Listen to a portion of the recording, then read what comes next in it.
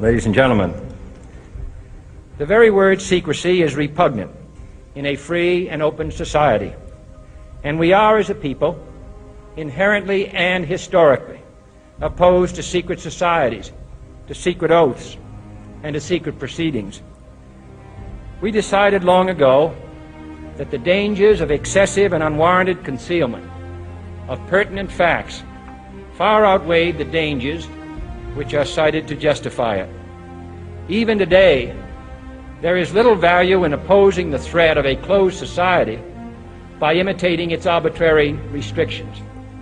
Even today, there is little value in ensuring the survival of our nation if our traditions do not survive with it. And there is very grave danger that an announced need for increased security will be seized upon by those anxious to expand its meaning to the very limits of official censorship and concealment. That I do not intend to permit to the extent that it's in my control. And no official of my administration, whether his rank is high or low, civilian or military, should interpret my words here tonight as an excuse to censor the news, to stifle dissent, to cover up our mistakes, or to withhold from the press and the public the facts they deserve to know. For we are opposed around the world by a monolithic and ruthless conspiracy that relies primarily on covert means for expanding its sphere of influence, on infiltration instead of invasion, on subversion instead of elections, on intimidation instead of free choice, on guerrillas by night instead of armies by day. It is a system which has conscripted vast human and material resources into the building of a tightly knit, highly efficient machine that combines military, diplomatic, intelligence, economic, scientific, and political operations. Its preparations are concealed, not published. Its mistakes are buried, not headlined. Its dissenters are silenced, not praised.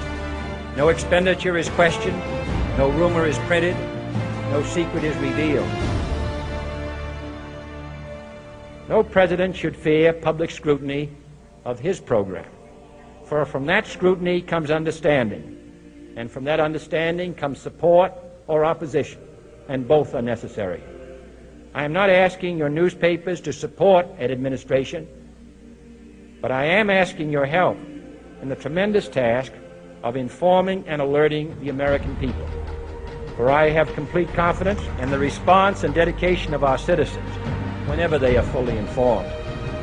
I not only could not stifle controversy among your readers, I welcome it. This administration intends to be candid about its errors.